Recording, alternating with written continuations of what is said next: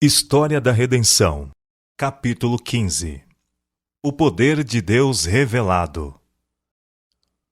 Muitos anos tinham os filhos de Israel estado em servidão aos egípcios. Apenas umas poucas famílias haviam descido ao Egito, porém tinham se tornado uma grande multidão. E sendo circundados pela idolatria, muitos deles tinham perdido o conhecimento do verdadeiro Deus e esquecido sua lei. Uniram-se aos egípcios em sua adoração ao sol, lua e estrelas, e também de animais e imagens, obra das mãos dos homens. Todas as coisas ao redor dos filhos de Israel tendiam a fazê-los esquecer o Deus vivo. Mesmo assim, existiam entre os hebreus os que preservaram o conhecimento do verdadeiro Deus, Criador dos céus e da terra. Afligiam-se por ver seus filhos testemunhando diariamente as abominações do povo idólatra que o cercava, e mesmo tomando parte nelas, curvando-se às divindades egípcias feitas de madeira e pedra, e oferecendo sacrifícios a estes objetos insensíveis. Os fiéis eram afligidos e, na sua agonia, clamavam ao Senhor por livramento do jugo egípcio, que ele os tirasse fora do Egito, para onde pudessem ser livres da idolatria e das corruptoras influências que os circundavam. Entretanto, muitos dos hebreus estavam dispostos a permanecerem em servidão, de preferência a terem que ir para outro novo país e depararem com as dificuldades presentes em tal jornada. Por isso, o Senhor não os livrou pela primeira manifestação de seus sinais e maravilhas diante de Faraó. Deus dirigiu os fatos para mais plenamente desenvolver o espírito tirânico de Faraó e para que pudesse manifestar seu grande poder aos egípcios e também diante de seu povo, a fim de fazê-los ansiosos de deixar o Egito e escolherem o serviço de Deus. Embora muitos dos israelitas se tivessem tornado corrompidos pela idolatria, os fiéis permaneciam firmes. Não ocultavam sua fé, mas abertamente confirmavam, diante dos egípcios, que serviam o único verdadeiro Deus vivo. Repetiam as evidências da existência de Deus e do seu poder desde a criação. Os egípcios tiveram oportunidade de se familiarizar com a fé dos hebreus e seu Deus. Tinham tentado subverter os fiéis adoradores do verdadeiro Deus e estavam aborrecidos porque não tiveram êxito, nem por ameaças, nem por promessa de recompensas ou por tratamentos cruéis. Os últimos 2 reis que haviam ocupado o trono do Egito tinham sido tiranos e trataram cruelmente os hebreus. Os anciãos de Israel se esforçaram para encorajar a enfraquecida fé dos israelitas, referindo a promessa feita a Abraão e as palavras proféticas de José pouco antes de morrer, predizendo sua libertação do Egito. Alguns deram ouvidos e creram. Outros contemplavam sua própria triste condição e não tinham esperança. Israel influenciado pelo ambiente. Os egípcios tinham descoberto a expectativa dos filhos de Israel e zombavam de suas esperanças de livramento e falavam desdenhosamente do poder de seu Deus. Apontavam-lhes a sua própria situação como um povo, mera nação de escravos, e insultuosamente dizia-lhes: se vosso Deus é justo e misericordioso e tem poder sobre os deuses egípcios, por que não faz de vós um povo livre? Por que não manifesta sua grandeza e poder, exaltando-vos?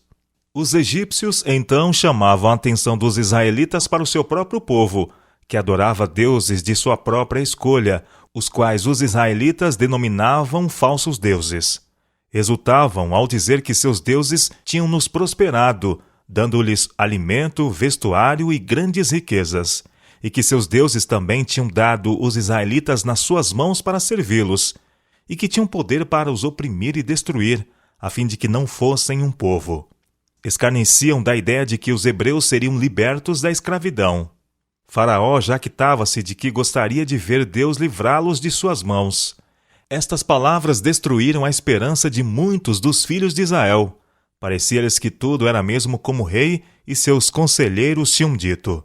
Sabiam que eram tratados como escravos e que devia suportar o grau de opressão que seus feitores e administradores lhe impunham. Seus meninos tinham sido caçados e mortos. Sua própria vida era um fardo e eles estavam crendo no Deus do céu e adorando-o. Contrastavam então sua condição com a dos egípcios.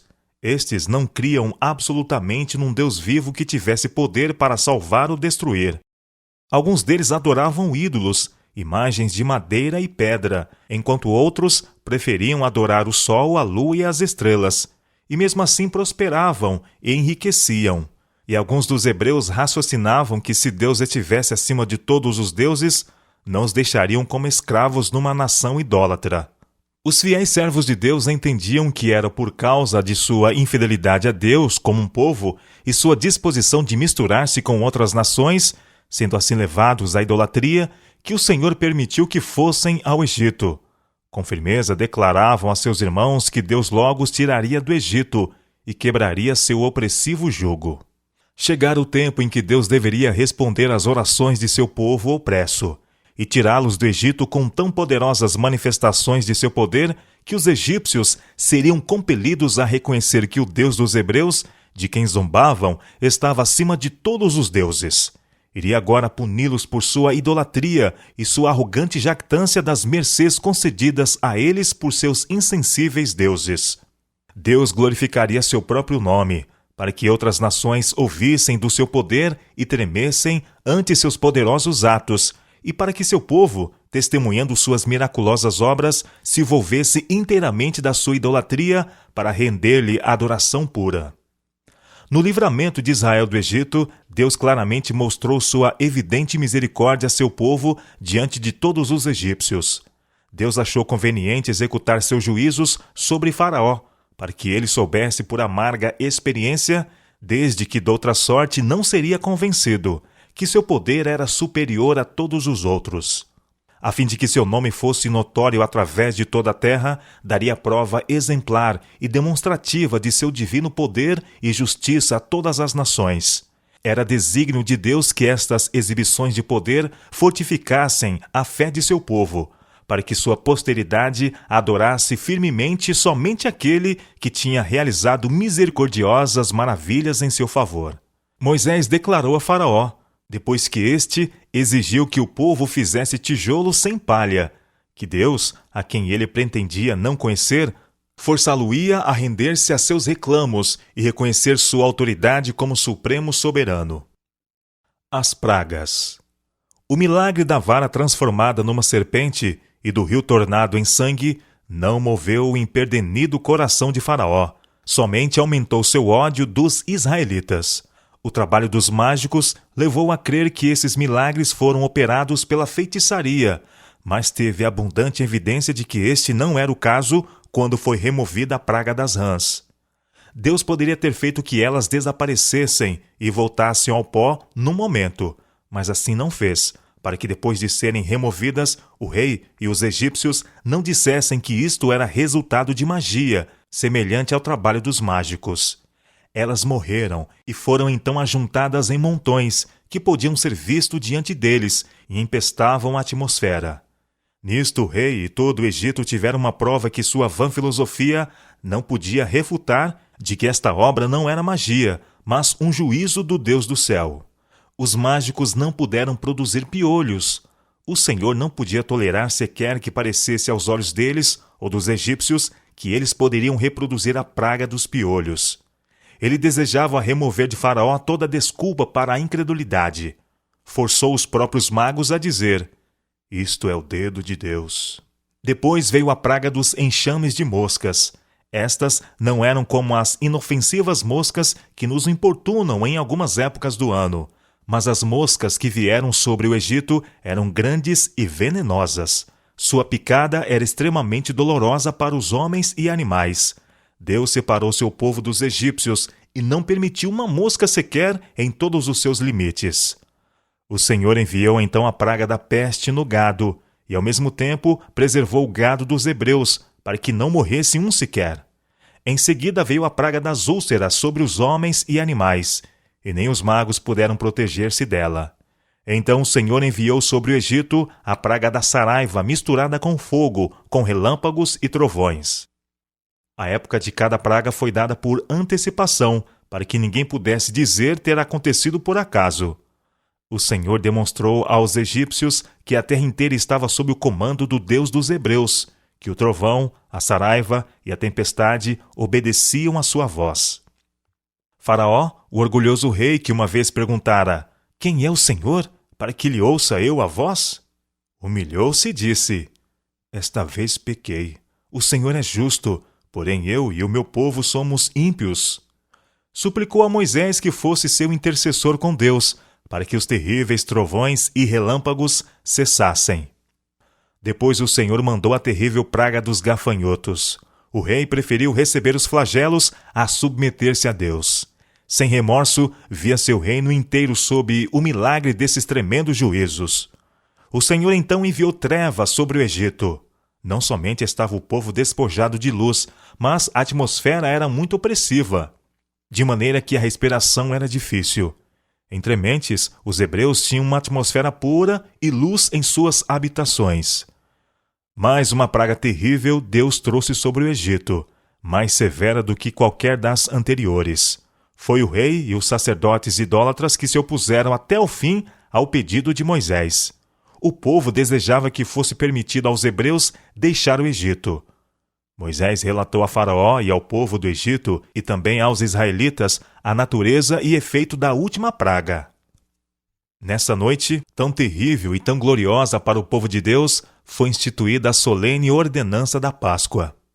Foi muito difícil para o rei egípcio e seu povo arrogante e idólatra render-se às reivindicações do Deus do céu. Muito relutante estava o rei do Egito para ceder. Enquanto sob terrível aflição, ele cedia um pouco. Mas quando a aflição era removida, recusava tudo o que tinha concedido. Dessa maneira, praga após praga era trazida sobre o Egito. E ele cedia não mais do que era compelido pelas terríveis visitações da ira de Deus. O rei persistiu em sua rebelião, mesmo depois que o Egito tinha sido arruinado. Moisés e Arão referiram a Faraó a natureza e efeito de cada praga, que se seguiria sua recusa em deixar ir Israel. Cada vez ele viu essas pragas virem exatamente como lhe foi dito que viriam. Mesmo assim, ele não se rendia. Primeiro, apenas lhe deu permissão para sacrificar a Deus na terra do Egito. Então, depois de o Egito ter sido afligido pela ira de Deus, concedeu que apenas os homens fossem. Depois de o Egito, quase destruído pela praga dos gafanhotos, ele concedeu que seus filhos e esposas também fossem, mas que não levassem o gado. Moisés então comunicou ao rei que o anjo de Deus mataria os seus primogênitos. Cada praga tinha vindo um pouco mais perto do rei, e mais severa, e esta seria mais terrível do que qualquer outra. Mas o orgulhoso rei estava extremamente furioso, e não se humilhou. Quando os egípcios viram os grandes preparativos feitos entre os israelitas para a terrível noite, ridicularizaram o sinal de sangue sobre a verga das portas.